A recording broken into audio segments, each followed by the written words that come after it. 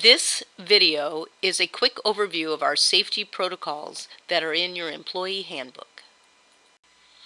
First of all, the chain of command, for lack of a better term. Everything is with the site administrator. All the first aid supplies and medication are in the emergency backpack that is with the site administrator at all times. Notify the site administrator for any injuries, no matter how minor they may seem, as we keep an injury log. Notify the site administrator if a camper is missing. We want to make sure we do head counts going to troop time, leaving troop time, into the classroom, out of the classroom.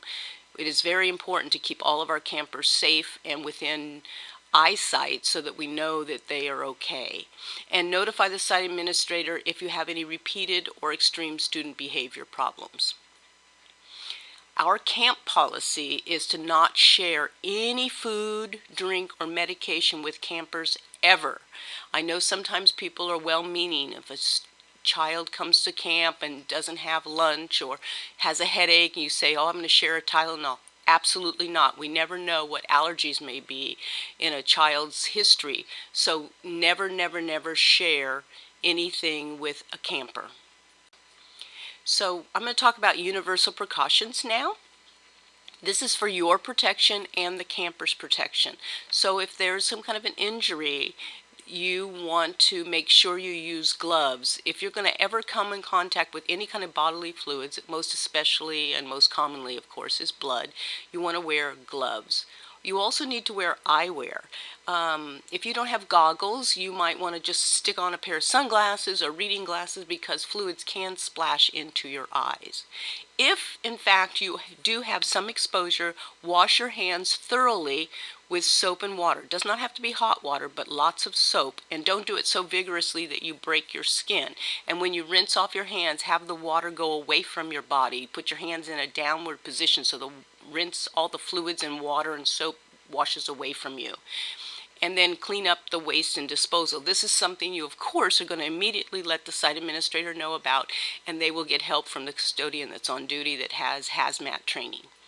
Here are some possible medical situations. Ask for help. You're not expected to take care of all of these things on your own.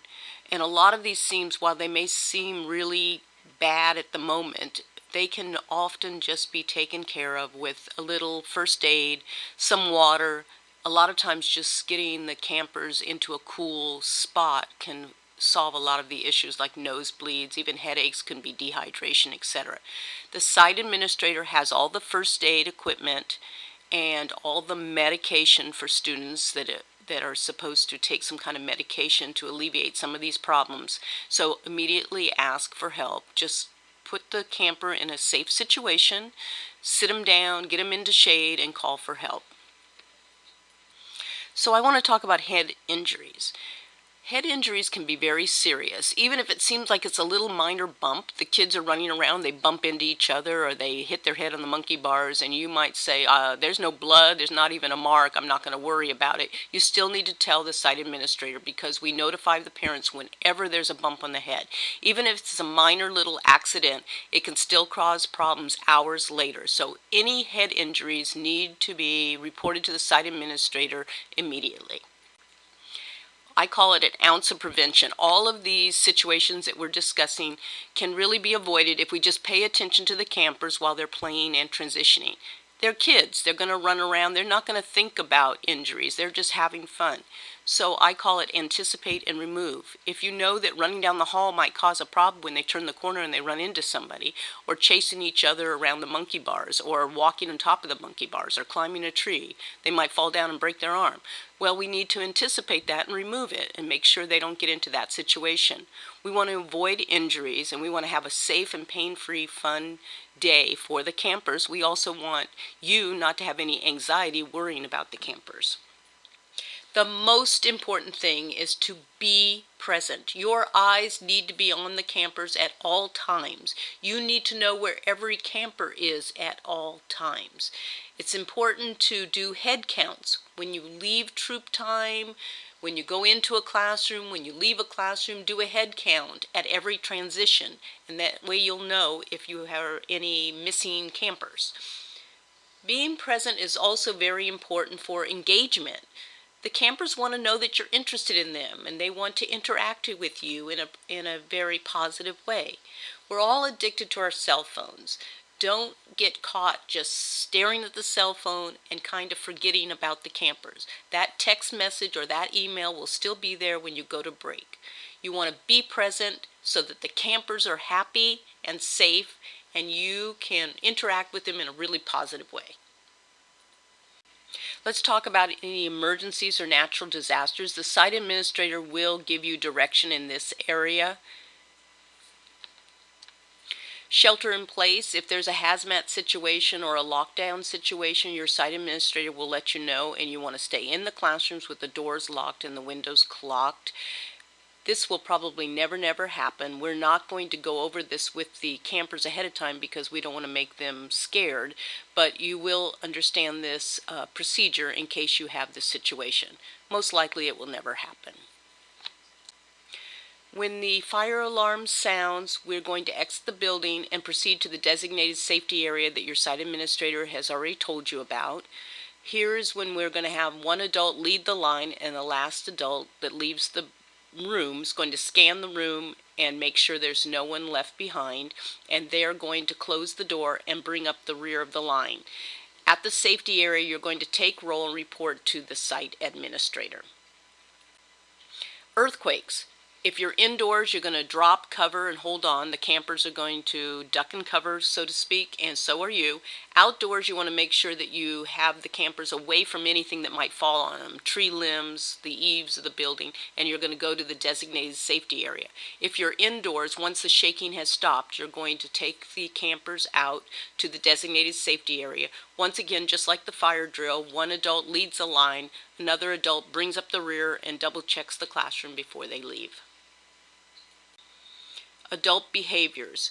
These are behaviors that we want to go over that are about having the campers feel safe, secure, and comfortable. Green light behaviors. You want to be friendly with the campers. You're not their friend, but you're going to be friendly, and you want them to have a positive experience. Just like I said before, you want to be present. So you want to make sure you're not too personal. You don't act like they're your friend. You're just friendly with them. You're going to make sure that you follow the 3-person rule when you're meeting with campers: 2 adults, 1 student, 1 adult and 2 students, and you want to keep the room of the classroom door open. Yellow light behaviors are behaviors that could be misunderstood. They aren't necessarily bad behaviors, but someone might misinterpret what you're doing, and you don't want that to happen. So you don't want to be alone with a camper, even if the door of the room is open. If a student stays behind while the rest of the group leaves the room and wants to talk to you or something, walk with them over to the door and stand right by the open door or stand right outside the classroom. And you don't want to tease them or joke around with them when they may not understand what you're talking about. And no sexist comments. I think that's pretty obvious. Red light behaviors. These behaviors are inappropriate and must never happen.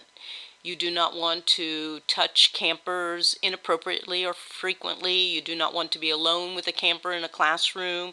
Obviously, you don't want to talk about students or children in a sexual way. If you don't want to show pornography to a student, or even having pornography on your cell phone and showing it to another staff member where a student may see it. Do not let students sit in your lap or jump on your back. It may seem like a lot of fun, but it's inappropriate. These are also inappropriate behaviors among staff members. Every camper and staff member should feel very secure and comfortable at camp. A good rule of thumb is just to remember to always be friendly, but not the camper's friend. You are the adult and they are the kids. It's also a good rule of thumb when you're working with your co-staff members. You want to be friendly and appropriate and professional at all times.